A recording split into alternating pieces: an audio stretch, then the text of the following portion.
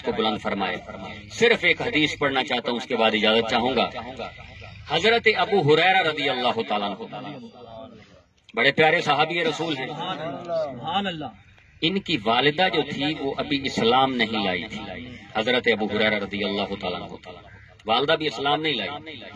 اور جب یہ گھر سے باہر نکلتے تھے، ان کی والدہ اسلام کو گالیاں دیا کرتی تھی، ان کی والدہ صحابہ کو گالیاں دیا کرتی تھی، ان کی والدہ جناب محمد مصطفیٰ صلی اللہ علیہ وآلہ وسلم کی توہین کیا کرتی تھی۔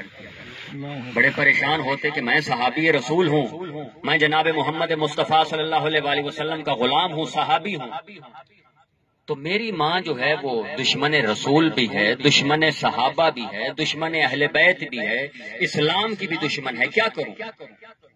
فرماتے ہیں میں ایک دن گھر سے باہر نکلا، حضرت ابو ہریرہ رضی اللہ تعالیٰ عنہ گھر سے جب باہر نکلا جناب محمد مصطفیٰ صلی اللہ علیہ وآلہ وسلم کی بارگاہ میں حاضر ہونے کے لیے، تو میری والدہ نے پیچھے مجھے گالیاں دی، صحابہ کو گالیاں دی، اسلام کو گالیاں دی۔ تو کہتے ہیں کہ میں رونے لگ گیا، روتا ہوا دوڑتا ہوا جناب محمد مصطفیٰ صلی اللہ علیہ وآلہ وسلم کی بارگاہ میں گیا، رو رہا تھا۔ حضور نبی کریم صلی اللہ علیہ وآلہ وسلم نے پوچھا ابو ہریرہ کیوں رو رہے ہو؟ کہا یا رسول اللہ صلی اللہ علیہ وآلہ وسلم میری والدہ مشرکہ ہے، مشرکہ مومنہ نہیں ہے۔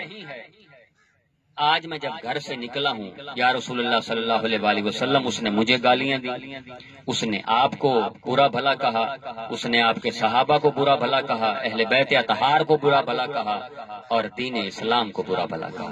یا رسول اللہ صلی اللہ علیہ وآلہ وسلم آپ دعا کر دیں اللہ تعالیٰ میری ماں کو اسلام کی دولت عطا فرما دے، اللہ تعالیٰ میری ماں کو ایمان کی دولت عطا فرما دے۔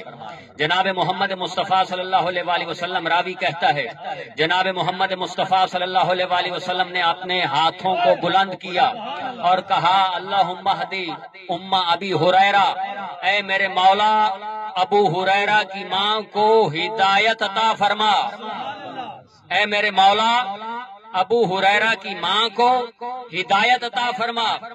حضرت ابو ہریرہ فرماتے ہیں میں نے آمین کہا اور آمین کہہ کر وہاں سے گھر کی طرف دوڑ لگائی، کیونکہ وہ جانتے تھے کہ جناب محمد مصطفیٰ صلی اللہ علیہ وآلہ وسلم کے رخ انور سے، ان کے دہن سے، ان کے منہ مبارک سے جو کچھ نکلتا ہے اللہ تبارک و تعالیٰ اس کو قبول کر لیتا ہے۔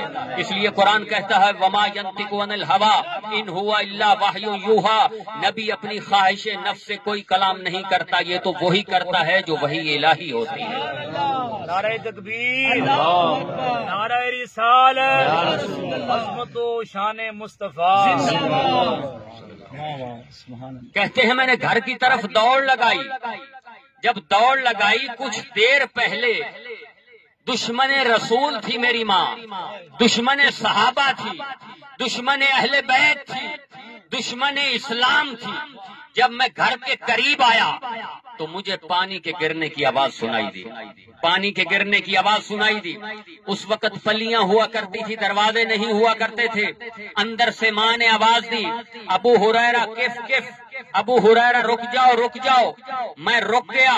ابو ہریرہ کہتے ہیں تھوڑی دیر کے بعد پانی کے گرنے کی آواز بند ہوئی، اماں جان نے کپڑا اوپر لیا، چادر لی اور پلی کو ہٹا کر اپنا ہاتھ باہر کیا اور کہنے لگی ابو ہریرہ ہاتھ آگے کرو۔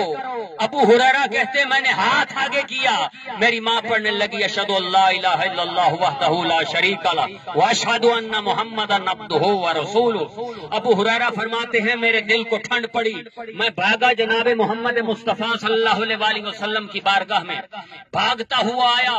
پہلے جب بھاگ رہا تھا اور رو رہا تھا اس وقت میرا رونا محبت کی وجہ سے نہیں تھا، نفرت کی وجہ سے تھا، اپنی ماں کے ساتھ محبت نہیں تھی، اس وجہ سے رو رہا تھا۔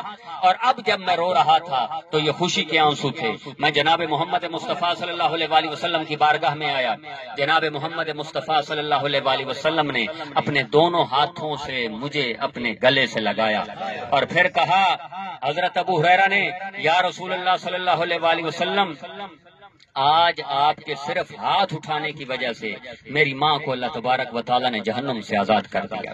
محمد مصطفیٰ صلی اللہ علیہ وآلہ وسلم جب ہاتھ اٹھا دیں تو اللہ تبارک و تعالیٰ جو ہے حضور نبی کریم صلی اللہ علیہ وآلہ وسلم کی خواہشات کا احترام کرتا ہے۔